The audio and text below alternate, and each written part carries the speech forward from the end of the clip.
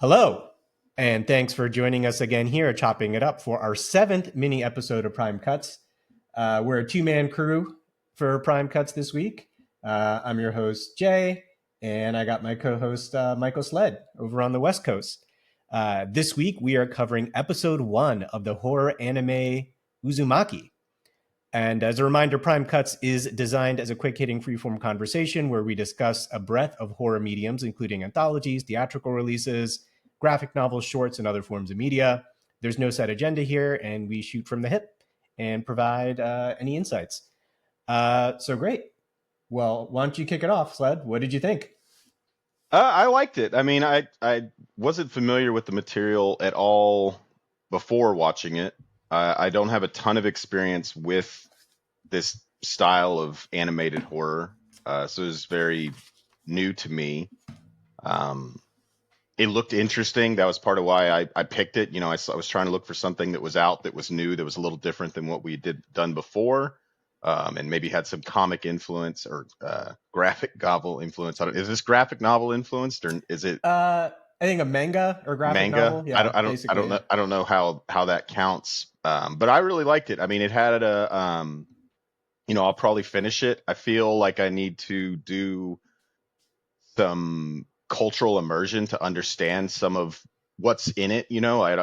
I like the art and I like the stuff that's going on in it, but I don't know that I necessarily completely get it. I could tell that I like it, but I think there's a lot that I'm missing if I read up more on the background. And this artist, I heard from a friend of mine who lives up in Seattle, and when I mentioned we were doing this episode of this for the show, she was like, oh, I love that artist. And she hadn't seen it yet either, since it just came out.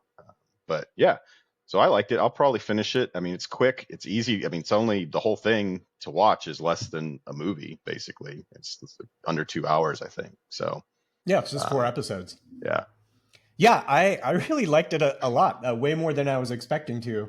Uh, it is, well, before I get into, just for a background for folks, the series tells a story of kind of a fictional town which is plagued by like a supernatural curse involving spirals.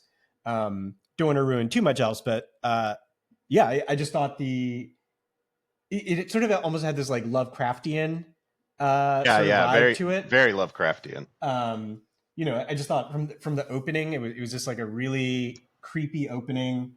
This kind of like living manga style of art, which I quite enjoyed. Um, and yeah, just the people who were like sort of infected by the spiral, so to speak, really acted like the kind of people who were affected or touched. I would say, like in Lovecraft short stories, just sort of like the things they see, just like all the crazy stuff, like the eye spinning, like Yeah. sort of was like really amazing. The shot, well, I'll ruin stuff now, but like the shot of when the father uh, has like twisted himself in the spiral in the barrel, I thought was just like really, really cool. The cremation smoke spiral thing was really fun. That's like sort of like made me note down how Lovecraftian um, everything seemed. And I love how it was like you're just thrown into the weirdness. There's no like setup of like some backstory tremendously or anything like that. And I feel that's like the you other have to part. do Yeah. that to pull Yeah. off weirdness well. I mean, I think that's one of the big things that happens, that people screw up when they're trying to do weird, is that they try and explain it. And it's like, no, the weirdness comes from, it's not you don't there's not a good explanation. You don't really understand necessarily. You see the effects, but you don't try and create a you don't try and create too much of a mythology or do something like that until, I mean, Lovecraft does that himself at some point, but even then when he does that, it's always, it's kind of here and there, and it's not an in-depth dive of, oh, I'm going to lay out, kind of like Tolkien did in Lord of the Rings, where Yeah. he eventually fleshed it out so much that it's like, this kind of takes it away. Like Yeah. the mystery is a big part of it, makes it really good. Yeah. I guess Mhm. Go ahead. I was gonna say, I guess this is originally from the '90s. The source material was late '90s. I think that's right, and they'd apparently been trying to get this animated series made for quite a long time, and they finally got it done. I think um, Ari Aster, the guy from like Hereditary and stuff, finally got involved and was able to like push it over the line. I think he was like a producer or something. Um, but yeah, the original thing was published from 98 99, uh and yeah, and interestingly it says like the story originated when the creator, the author, was he attempted to write a story about people living in a very long terraced house, and he was inspired to use a spiral shape to achieve the desired length. And like he sort of believes the horror of Uzumaki is kind of effective due to its subversion of symbols, which are usually positively portrayed in Japanese media. So I think like that was like sort of part of what he was. Spirals are, or I guess spirals, and I think like probably just like a lot of the things on which like spirals appear, gotcha. um, and things like that. So I think that was part of what, to your sort of like getting immersed in it to like fully understand. I think like that is the sort of like part of it, like your everyday normal wholesome thing sort of being suffused with this sinister supernatural uh corrupting thing. Yeah, I think it probably hits harder if you're familiar culturally, I suppose, with the those symbols in Japan, or what they mean in Japan. um but yeah, I just thought it's really really enjoyable and creepy and well done. And yeah, I'm definitely going to finish it as well. yeah. I mean, it's like a super easy intro. I feel like to um the genre. I mean, it helps also that it's not subtitles, which I actually don't mind subtitles. It just makes it easier to um, kind of passively do. Or if if someone's looking to jumps, jump into this kind of thing, it's not something they're necessarily going to have to sit and Yeah, read while they're watching it. yeah, and it So moves like incredibly fast. Like I would like the amount of stuff that happens in the episode is like yeah, the pacing's insane. high. There's no Yeah, there's no they're not fluffing it up or experimenting to see if it gets enough views to where they can turn it into a, oh, yeah, let's make a few more seasons of this. Let's yeah, got a and they're lot of not. watchers. Let's slow it down. Yeah, and they're not precious about the storytelling in the sense of like, oh, we're not going to make everything like this very clear, logical, oh, this is why this character does this and this and this, like, and we're going to draw it all out for you, so it's all clear and you understand how the character got from here to there. It's just Yeah, sort of like weird stuff, weird stuff. Someone says something where that implies like a tremendous amount of like background, but they don't like try to overdo it, or like they're just like, we're going to give it to you. And it's weird, and I really, yeah, I just really enjoyed that. yeah. And um some of the commentary I read around it sounded like they did a good job at the end, which again, I haven't watched the other episodes, of tying up questions that they did generate during it. Not to remove the mystery, but just they didn't just leave a ton of open, or they didn't go nowhere with plot items necessarily. They followed up on things and kind of yeah, closed it out rather than just you know which is the nice thing about this kind of that tighter storytelling where they create, well, they have a set ending and they have certain points they're going to hit, and they're not trying to leave blank space in the middle in case it catches on, which is a very American way of the way we produce things, because everything is around, the focus is so much heavier on making money, I think, with our yeah, yeah, film industry here than necessarily. It's good to make money. Obviously, no one's making movies for free, but some extent of just like also creating a good story and piece of art to where they're sticking with a vision rather than can we squeeze all this stuff into the vision just to drag it out? So yeah, yeah, especially when uh like the worst combination is when there is sort of like an arc, but then it's like tremendously padded out to make 18 seasons of episodic television. Yeah. It's like do your episodic show or do a tight arc that wraps up in like whatever you have in mind. But when you try to blend the two and artificially extend it, it just goes very poorly. What do You you know think that. the worst? What do you think the worst instance of that is, Oh, like I mean, for me, in your it's opinion? the original sin is lost because you know it, it became so successful that so many people copied that formula, Yeah. and it was just such a rug pull. It's the thing that's frustrating about Lost in particular is like it remains an enjoyable show in a sense, but I refuse to touch it again, just because of like how much bullshit there was in sort of Yeah. like the attempt at the arc and like all these like mysteries which were promised to somehow tie together or be resolved, but were really just like nonsensical breadcrumbs that they dropped, and they said, okay, well, we'll come up with what we want to do with that later, in a way that was like so offensive to the people who had invested time, and then so many people copied it, and they're Yeah. doing it now. Like the people who made that prime cuts we did a while back with From, it's the same people who Yeah. Yeah. who did Lost. But I th- I think my worst case. I mean, I don't know. I kind of Game of Thrones is one that really strikes me is where they mhm. did that, and I think what frustrate. But although I cut them some slack because I think part of that was hoping that George R. R. Martin would catch up and Yeah, actually finish the written form of it. So maybe yeah, at first that was part of it, but I feel like they had to know by the end of, I don't know, season 4 or 5 that that was not going to happen, and they yeah, still.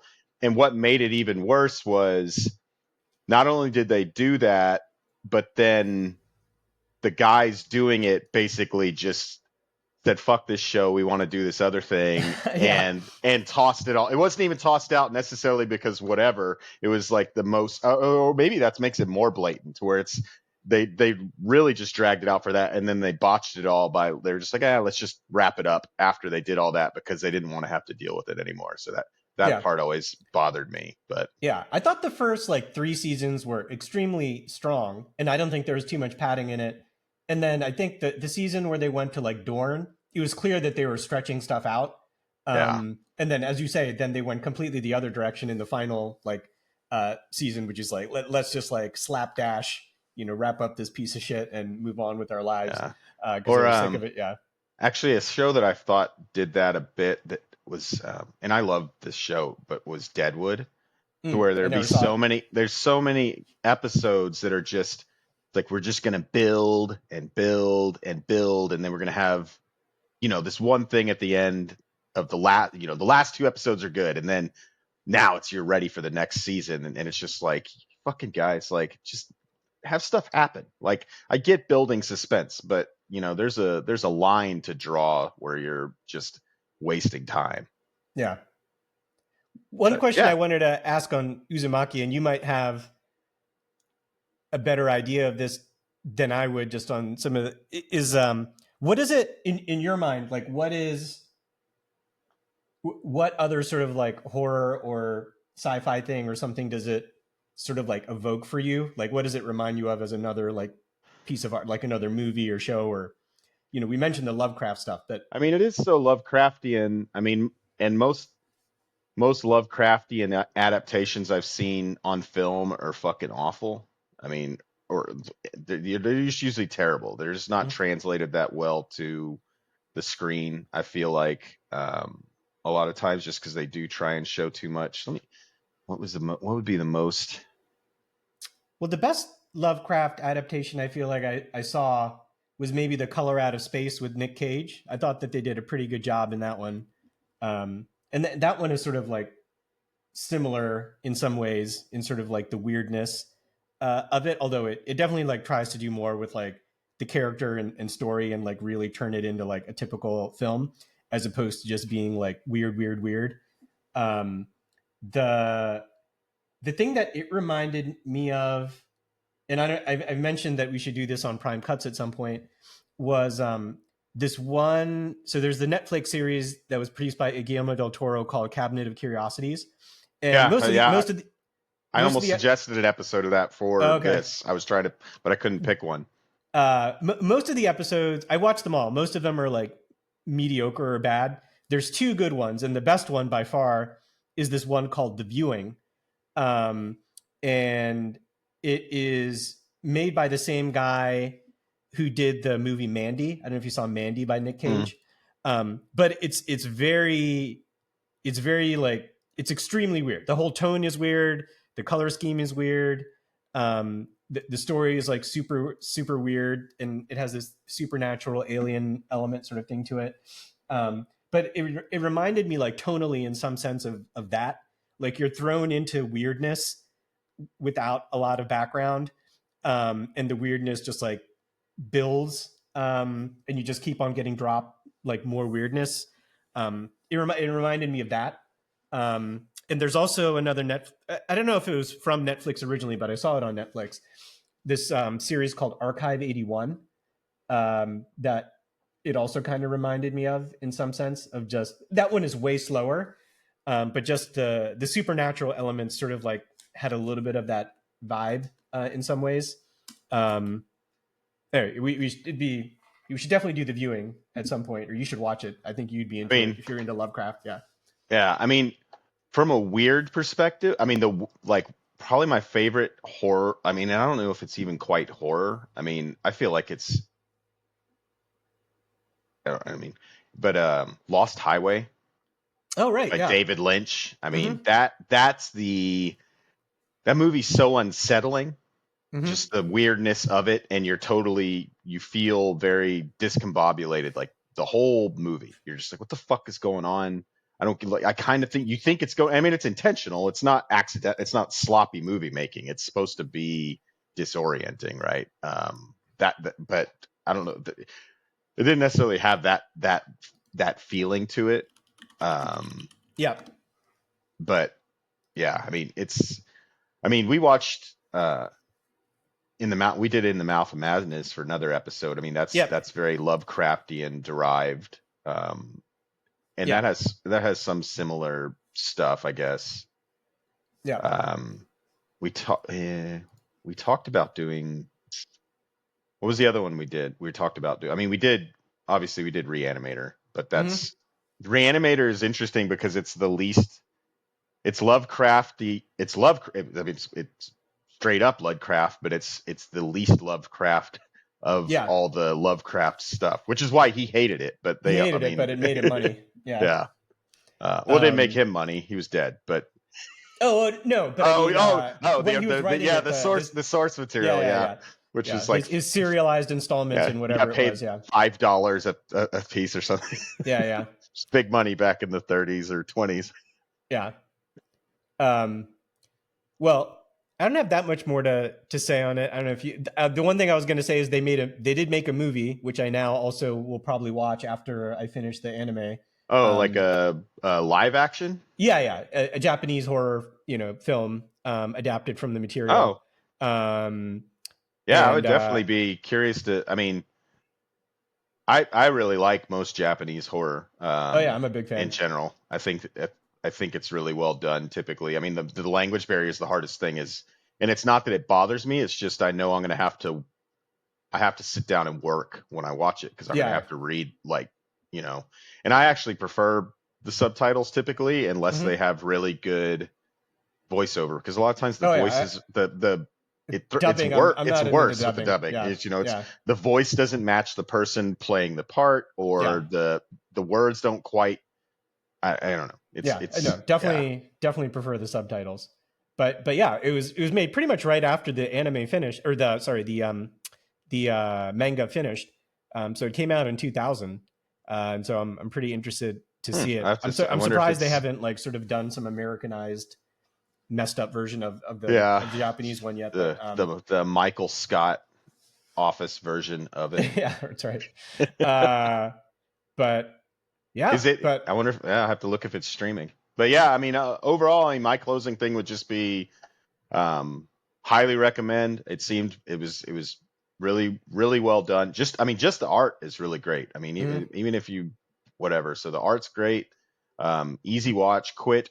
Um, good. Definitely jumping off. It's not going to be something to where you need to be, a lifelong manga fan or something to yeah. to appreciate the movie. I don't think. Yeah, it's I totally concur. And especially if you're a fan of the kind of like Lovecraftian or weird kind of stuff, I think it does it extremely well. Yeah, and the art's gorgeous. They did a really good job, sort of making it look like a live manga. Without it being dumb or bad. Is really cool, and some really awesome weird visuals in the first episode. So I'm really looking forward to seeing where it goes from there. All Yeah. right. Well, we'll wrap it up there. And thanks for joining us on Prime Cuts, and see you next episode.